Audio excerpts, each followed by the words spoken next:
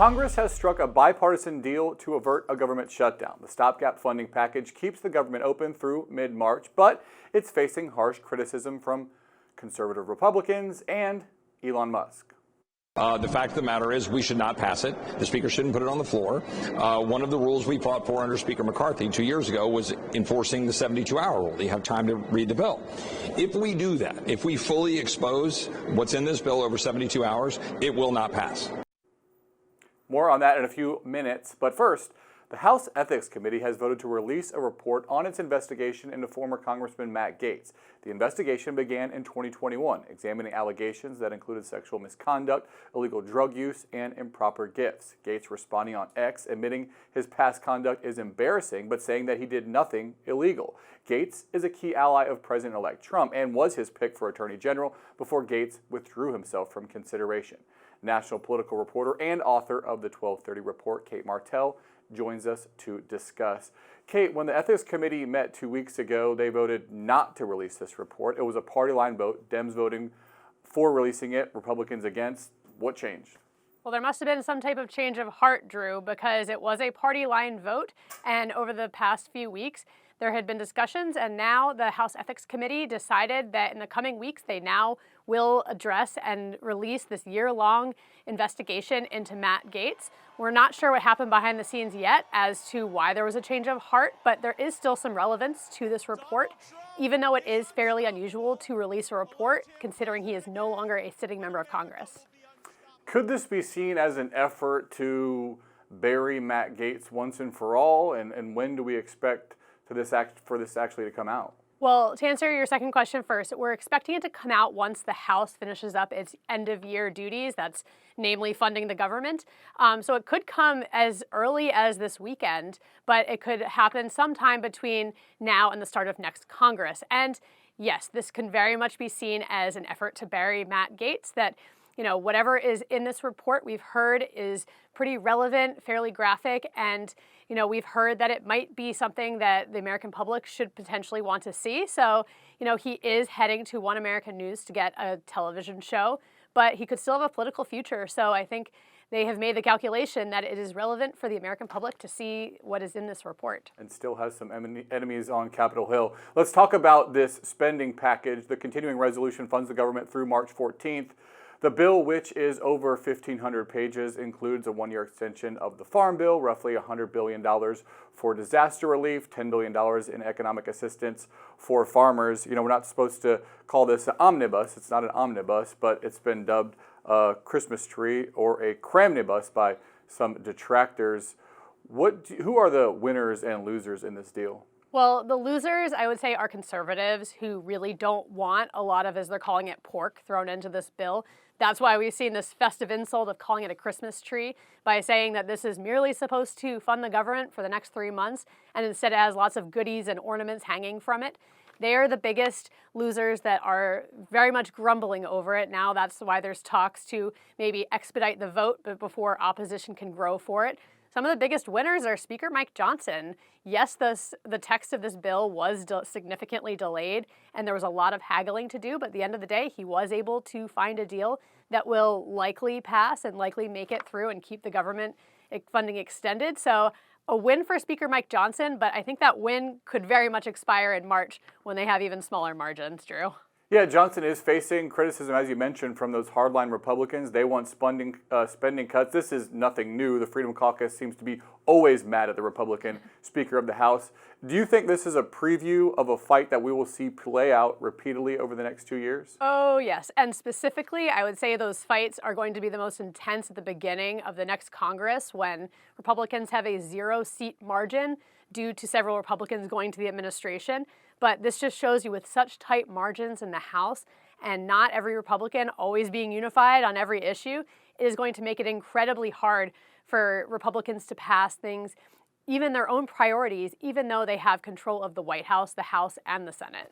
Yeah, and Cate, March actually isn't that far away. What is going to happen between now and then? And do you expect Johnson to be back in the same spot with Republicans in control of the Senate and Donald Trump in the White House? Yes, I think we're going to see a pretty similar argument and debates happening in March, though this is usually an end of year omnibus that happens, and there's usually a lot of haggling at the end to throw in last-minute provisions at the end of the year. So it may not be quite as intense because there's less of a push and there's fewer bills that will have already been introduced to then throw on to this next government funding measure.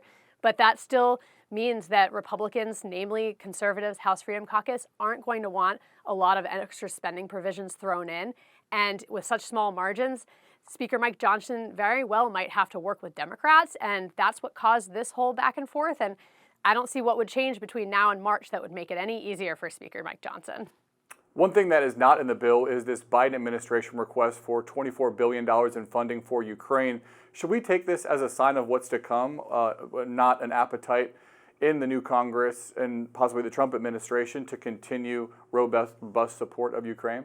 Yeah, I think that we can look going forward, Drew, and there's not quite this appetite, like you mentioned, for funding for Ukraine. President-elect Trump has said that on the campaign trail, and we're starting to see more House and Senate Republicans less supportive of sending more aid to Ukraine. So I think this is going to show us what the next few years will be like, and that's why the Biden administration wanted to put in their last request for an additional $24 billion in funding, and that did not make it through. One thing that is actually in the bill is a little hidden win for lawmakers in the form of pay raises. Lawmakers have been making $174,000 since 2009. The bump would be about $1,600 or $6,600. Now, if I could vote to raise my pay, I probably would, but why did lawmakers? Well, the cost of living adjustment hadn't been updated since 2009. So lawmakers argue that while they are making, a substantial amount of money, that they have to conduct business both in living in D.C. and their districts at home. That's in a very expensive lifestyle. And, it is fairly controversial because that's still more money than most Americans make in a year. But they are arguing that, based on these 2009 calculations, they're making now a lot less, that they think this should be updated. And it does have its controversies, but if I could, announce my own raises and put them into the bills, you might as well, right?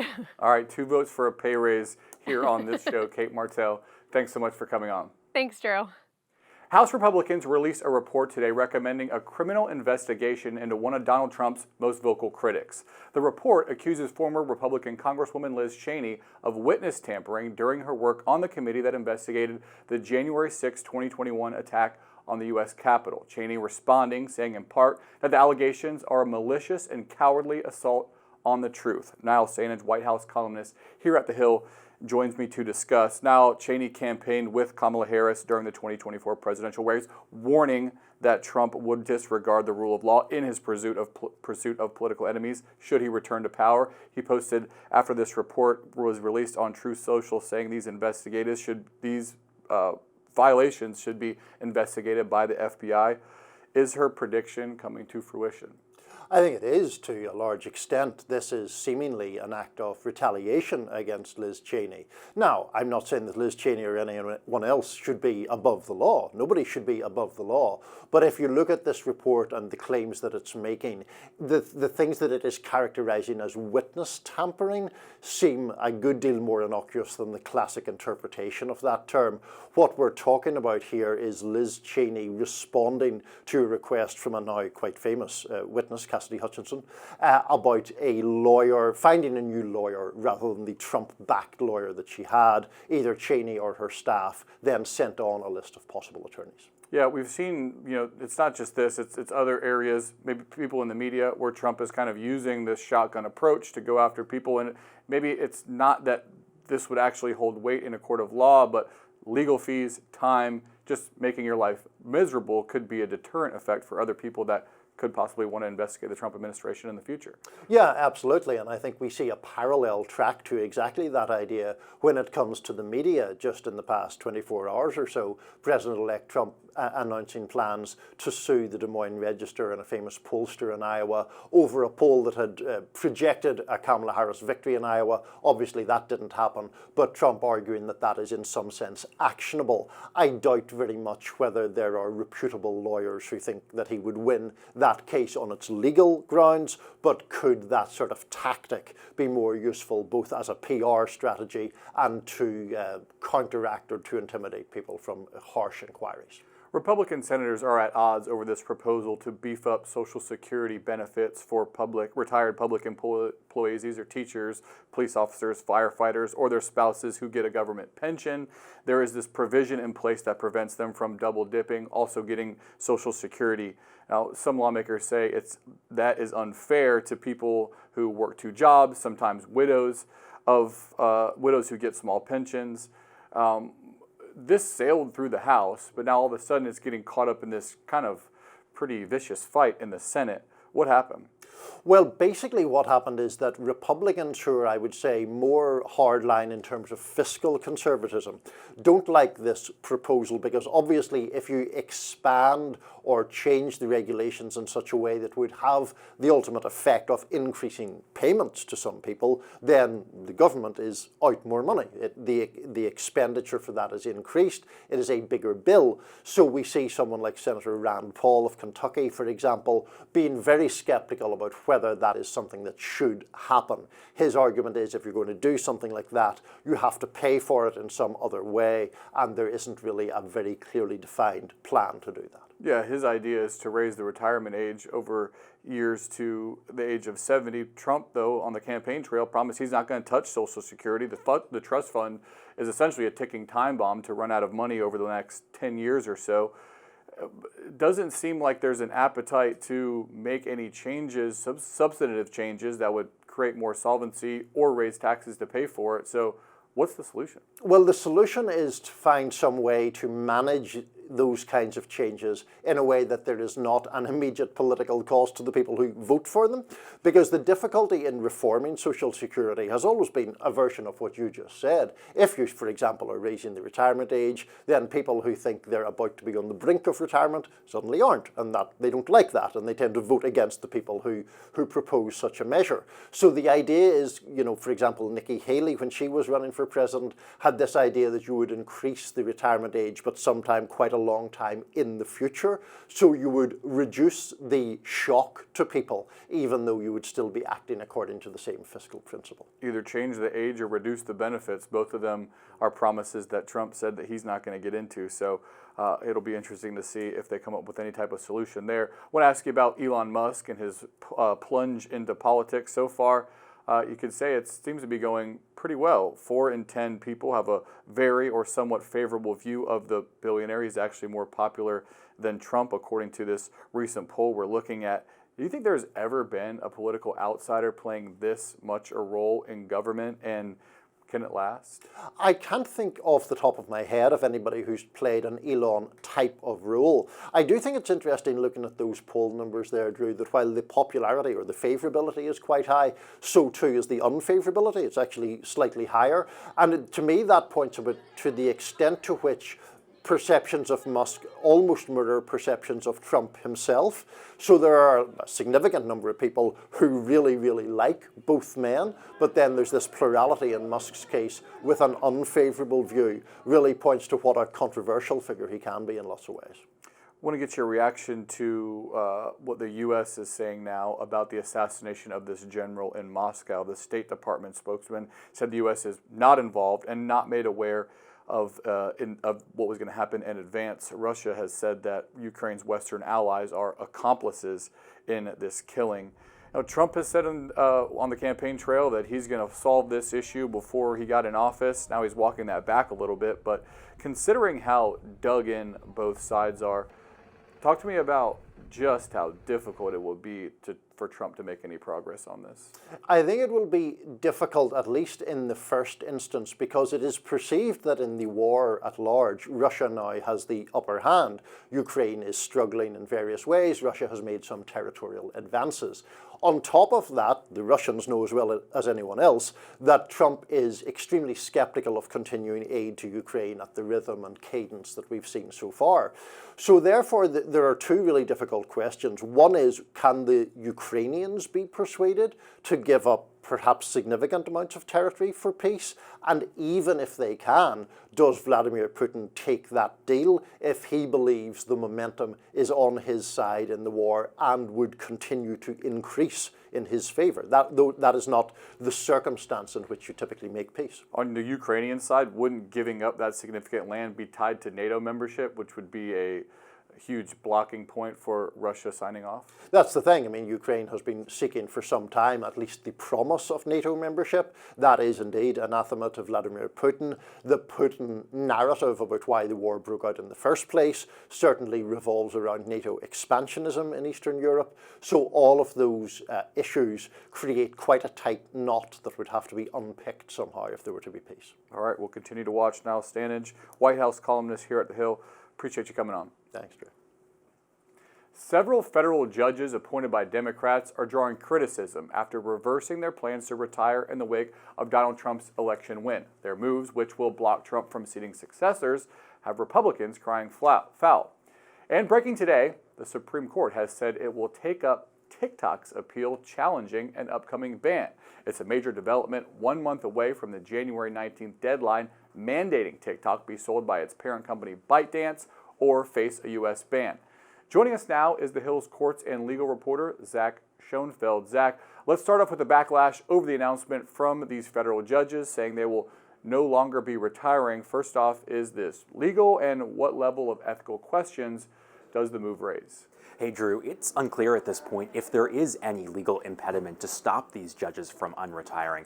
But that's not to say that they're not taking criticism. We've seen heavy attacks in recent days on these judges from Republicans on Capitol Hill, people like Senate Minority Leader Mitch McConnell. He is someone who has made confirming conservative judges to the courts one of the hallmarks of his legacy, and he has heavily criticized these various judges that have now, after the election, made decisions to unretire.